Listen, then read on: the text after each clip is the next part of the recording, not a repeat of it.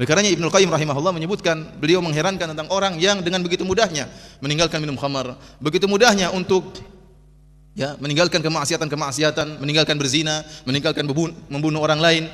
Bahkan dengan begitu mudahnya dia bisa melaksanakan salat malam, begitu mudahnya dia bisa melaksanakan puasa sunnah, akan tapi dia tidak bisa menahan lisannya untuk tidak berghibah riya.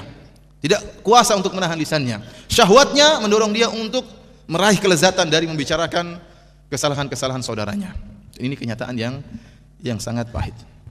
Oleh karena disebut dalam satu hadis tatkala disebutkan kepada Nabi sallallahu alaihi wasallam, anna fulanah tusalli taqumul lail wa tasumun nahar, tentang seorang wanita yang senantiasa salat malam, kemudian senantiasa berpuasa sunnah, wa tatasaddaq, dan senantiasa bersedekah, wa fi lisaniha syai'un yu'dhi jiranaha, akan tapi pada lisannya nyelekit, suka mengganggu apa? Tetangganya. Maka Nabi SAW berkata tentang wanita ini, la khaira fiha hiya finnar, wanita ini tidak ada kebaikannya dan dia termasuk penduduk neraka jahanam. Kenapa? Karena ibadahnya, salat malamnya, puasa sunnahnya, sedekahnya tidak bisa menahan dia untuk menjaga lisannya.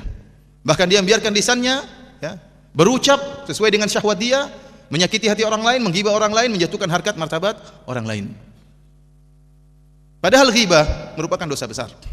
Ghibah merupakan dosa besar, dan hampir seluruh ulama menyatakan bahwasanya ghibah merupakan dosa besar, kecuali segelintir kecil yang mengatakan ghibah merupakan dosa kecil. Akan tapi dalil-dalil yang banyak menunjukkan ghibah merupakan dosa besar. Di antaranya firman Allah Subhanahu wa taala, wala yaghtab ba'dukum ba'dha ayuhibbu ahadukum ayyakula lahma akhihi maitan fakarihtumuh. Dan janganlah sebagian kalian menggibah, menggunjing sebagian yang lain. Apakah salah seorang dari kalian suka untuk makan bangkai dari daging saudaranya?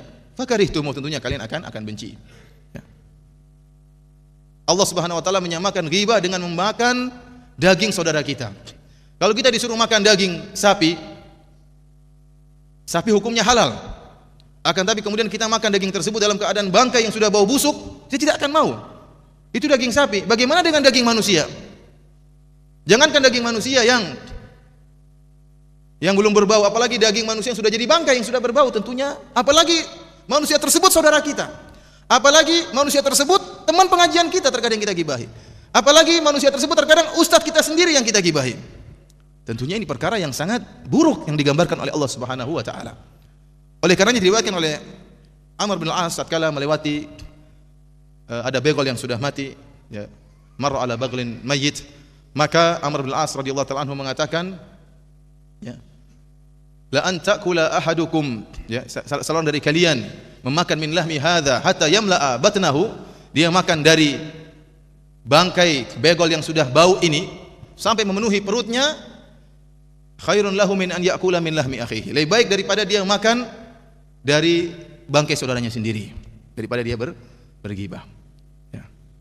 Karenanya ghibah merupakan dosa besar, karena tidak boleh seorang memakan daging manusia. Oleh karena sebagian ulama mengherankan bagaimana dikatakan bahwasanya ghibah merupakan dosa kecil, sementara makan daging manusia adalah dosa besar. Tatkala Allah menyamakan dua perkara, menunjukkan bahwasanya ghibah tersebut merupakan dosa besar. Dalil yang lain menunjukkan ghibah merupakan dosa besar, yaitu kisah tatkala Nabi sallallahu alaihi wasallam mi'raj. Kata Nabi sallallahu alaihi wasallam, "Lamma urija bi, marartu bi qaumin lahum azfarun min nuhasin yakhmishuna ala wujuhihim wa ala sudurihim." Tatkala saya Isra Mi'raj dibawa oleh malaikat Jibril, kata Nabi sallallahu alaihi wasallam, maka saya melewati sebuah kaum yang mereka memiliki kuku-kuku yang terbuat dari tembaga.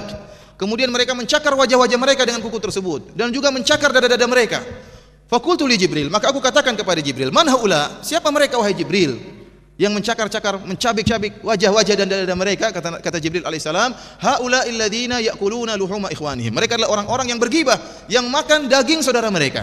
Dalam riwayat yang lain, haula illadzina yaqauna fi a'radihim, mereka adalah orang-orang yang menjatuhkan harkat martabat saudara-saudara mereka.